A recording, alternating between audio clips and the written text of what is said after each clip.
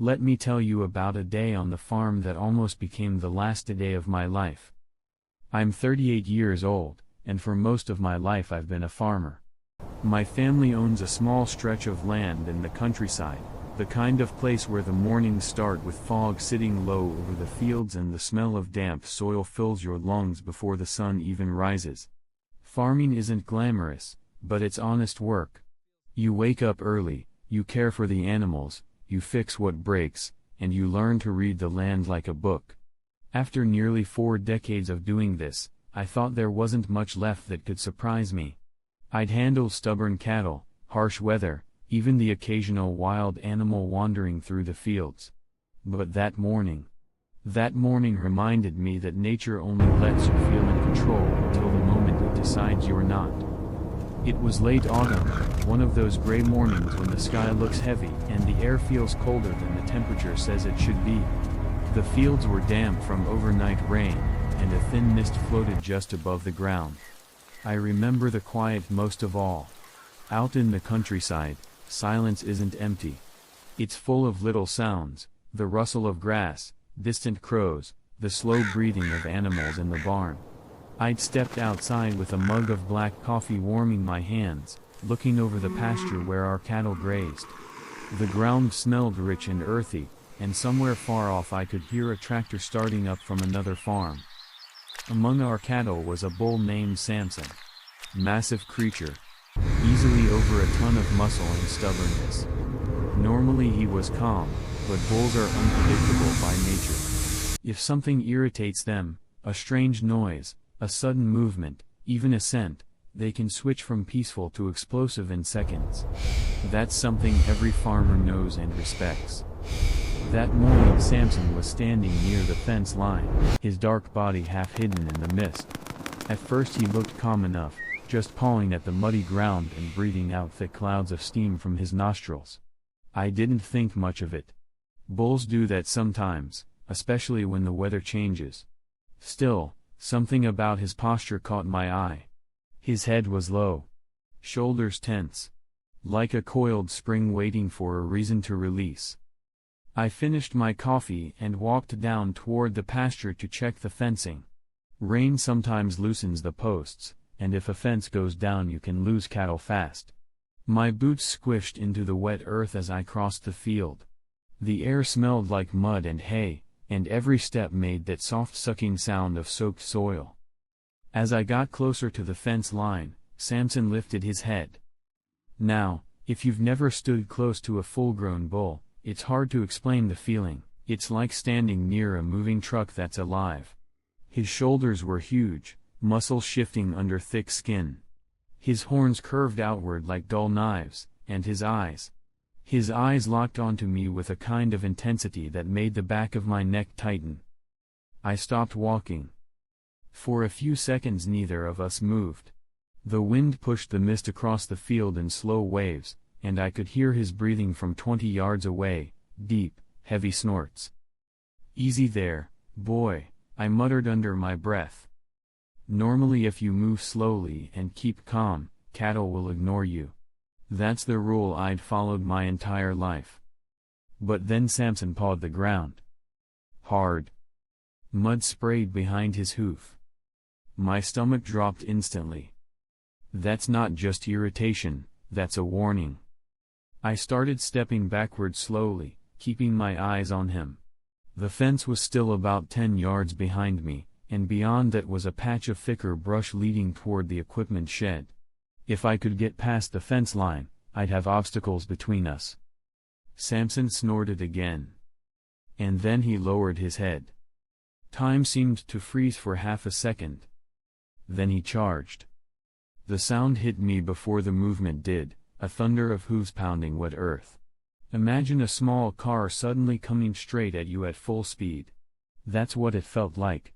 The ground shook under my boots, and the mist exploded around his body as he barreled forward. Every instinct in my body screamed run. I spun and sprinted toward the fence. My boots slipped in the mud, nearly sending me face first into the ground. Behind me the bull's hooves hammered louder and louder. I didn't need to look back to know he was closing the distance fast. A bull can run up to 30 miles an hour, and on open ground a human doesn't stand a chance. My heart was pounding so hard I could feel it in my throat. The fence was right there now, old wooden posts with thick wire stretched between them. Normally I'd just climb it calmly. But with a charging bull behind you, your hands don't feel steady anymore. I grabbed the top wire and pulled myself up. The wire bit into my palms as my boots scrambled for leverage. Behind me I heard the bull's breath, a deep explosive grunt that sounded terrifyingly close. I threw my leg over the top wire. And that's when Samson slammed into the fence. The entire structure shook violently.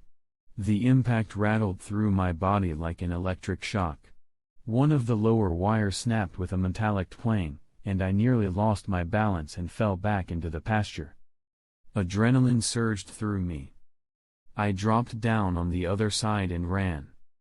The brush ahead was thick, tangled weeds, low branches, and scattered rocks.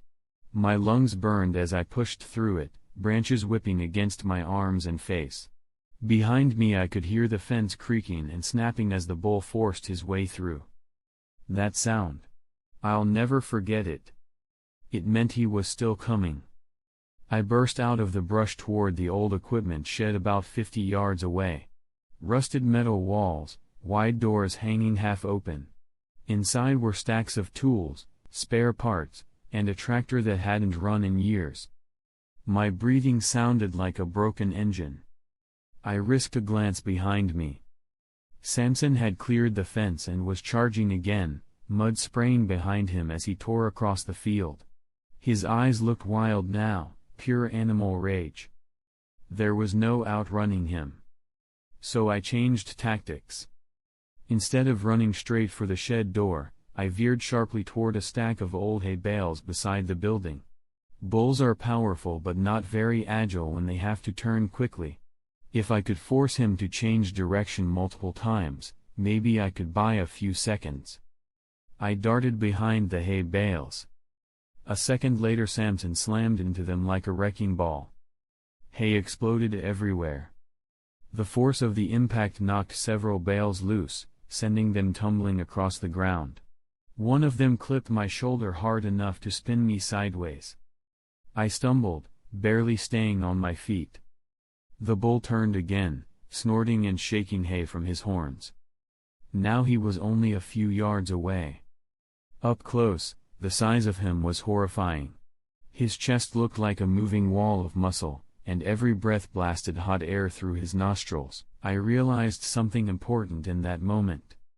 If he hit me directly, I wouldn't survive. So I did the only thing I could think of. I climbed. The side of the equipment shed had an old metal ladder bolted to the wall, used for accessing the roof years ago. I sprinted toward it and grabbed the rungs. My arms burned as I pulled myself up. Below me, Samson charged again.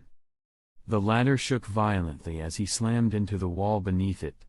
The entire shed rattled, rust flakes raining down around me. For a terrifying second I thought the ladder might rip off completely. But it held. I climbed higher, my boots scraping against the cold metal rungs until I reached the roof. Up there the wind felt colder, and the world suddenly seemed quiet again except for the bull raging below. Samson circled the shed, snorting and pawing at the ground, occasionally slamming his horns against the metal walls. Each impact echoed through the structure like a drum. I sat there on the roof for nearly 40 minutes before he finally calmed down and wandered back toward the pasture. By the time I climbed down, my legs were shaking so badly I could barely stand. And that's the thing people don't always understand about surviving something like that. It doesn't feel heroic. It feels messy and terrifying. Your heart pounds, your hands shake, and afterward you realize just how close you came to dying. That bull didn't attack because he was evil. He attacked because that's what bulls do when something triggers their instinct. What I learned that day is simple. Out in the countryside, strength doesn't keep you alive. Respect does. Respect the animals. Respect the land. And most importantly, respect how quickly a normal morning can turn into a fight for your life.